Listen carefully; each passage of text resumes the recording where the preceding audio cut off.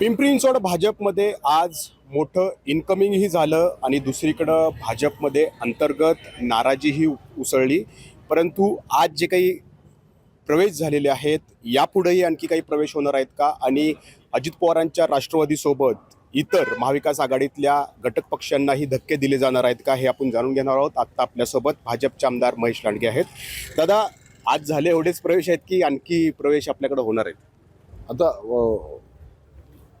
असं सांगता येतं नाही, पण बरेचसे लोक आहेत संपर्कात. शेवटी पक्षाच्या वरिष्ठ नेतृत्वाला आणि आमचे शहराध्यक्ष शत्रुघ्न बापू यांच्या संपर्कात आहेत. ते सगळेजण आम्ही मिळून आमचे सहकारी शंकर शेठ, अमितजी, मते, आम्ही सगळेजण मिळून त्याच्यावर अजून चर्चा चालू आहे. बऱ्यापैकी अजून लोक आहेत संपर्कात आमच्या.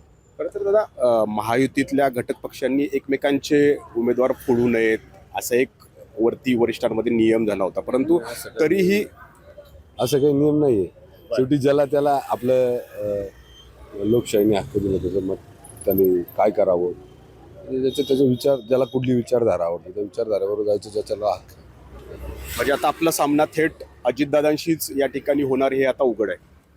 नाही, अजून तसं काही म्हणता यायचं नाही. कारण आता आमची तर संघटनात्मक बांधणी तुम्हाला माहिती आहे. पहिल्यापासून आम्ही बूथपासनं तर सगळी संघटना आम्ही प्रत्येक प्रभागामध्ये आम्ही हे केलेली आहे. त्यामुळं आमच्या संघटनात्मक जे काही आमचं काम आहे त्याच्या आधारावर आम्ही सांगू शकतो की आम्ही 100 पार करू शकतो. खरं तर यामुळं जे काही आता प्रवेश होत आहेत अजित पवारांच्या राष्ट्रवादीतले आपल्याकडे सगळेजण येत आहेत, त्याच्यामुळं महायुतीतला गोडवा टिकून राहील असं तर एक लक्षात आपल्या आलं असेल, लोकसभा विधानसभेच्या निवडणुका झाल्या, त्याच्यानंतरही बरेचसे पक्षांतर्गत बदल झाले.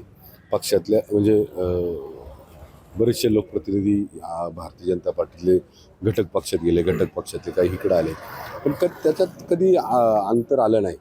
लक्षात घ्या, पहिल्यांदाच असं झालं आज की भारतीय जनता पार्टीमध्ये एक शहरावर आपल्या मतदारसंघामध्ये, वार्डामध्ये ज्यांची लोकप्रियता आहे, काम आहे, अशा लोकांनी ज्यांचं शहरासाठी योगदान आहे, महापौर म्हणून असेल, उपमहापौर म्हणून असेल, स्थायी समिती चेअरमन म्हणून असेल, किंवा लोकसभा मावळची लोकसभा असेल, अशावर ज्यांचं प्रभुत्व, वाघेरे पाटलांसारखे असतील, शितोळे असतील, राजू मिसळ असतील, कदम असेल, कुशाग्र कदम असेल, आमचे जालेंद्र बापू असतील, आमचे दोन्ही म्हणजे लांडगे असतील, म्हणजे बरेच तुम्ही पाहिलं असेल तिथे तर नवनाथ जगताप असतील, हे सगळ्यांच्या त्यांच्या प्रभागामध्ये प्रभाव पण आहे आणि काम पण आहे. तर त्यांना वाटलं की आता आपण एकत्र येऊन शहराच्या दृष्टीनं भारतीय जनता पार्टीच्या प्रवाहात जावं आणि काम करावं, असं त्याच्यामुळे ते आहे. परंतु दादा, मुख्यमंत्री देवेंद्र फडणवीस यांनी पहिल्या दिवशी, म्हणजे ज्या दिवशी आचारसंहिता लागली त्या दिवशी म्हटलं होतं की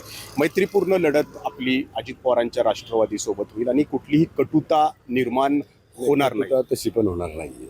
आता एक 4-5 दिवसापूर्वी तुम्ही पाहिलं असेल, काही आमच्यातले भारतीय जनता पार्टीचे नगरसेवक त्यांना त्या नेतृत्वावर आवडलं ते गेले. आम्ही असं समजत नाही. मी सांगितलं, बघा, हे आपलं ज्याला त्याला अभिव्यक्ती स्वातंत्र्य आहे, तो आपलं ज्याचं ज्याला आवडतं तो प्रवाह तो जातो.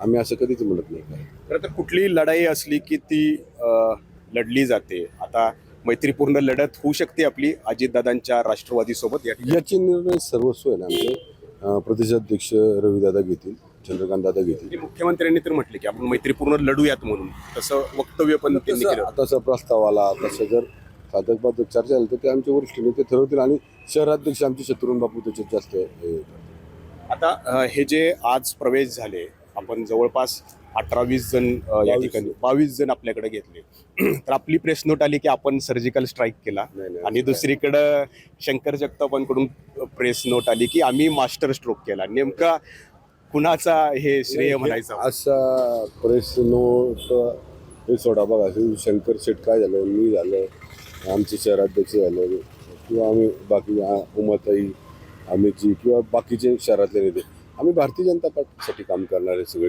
कार्यकर्ते आहोत. त्यामुळे भारतीय जनता पार्टीने केलेलं हे सगळं भारतीय जनता पार्टीच्या विचाराला धरून आलेले लोक आहेत. ही वैयक्तिक महेश लांडगेला नाही धरून आलेली लोक. महेश लांडगेवर प्रभाव नाही, तर त्यांचा भारतीय जनता पार्टी विश्वास आहे. आता पुढचे जे प्रवेश होणार आहेत दादा, ते अजितदादांना त्यातले किती झटके लागतील? नाही असं नाही सांगता यायचं, झटके नाही म्हणता यायचे.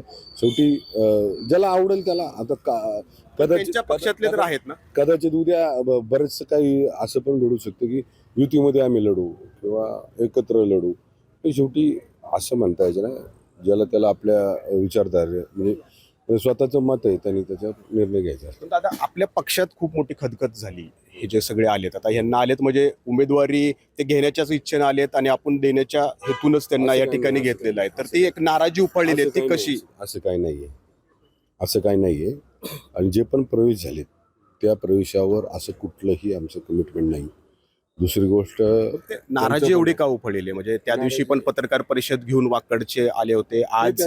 आज पण आकुर्डी भागातल्या अनेकांनी थेट आंदोलनच केलं त्या ठिकाणी आणि खदखद व्यक्त. आमचे प्रदेश अध्यक्ष आणि शहराध्यक्ष त्यांच्याशी चर्चा करतील ना.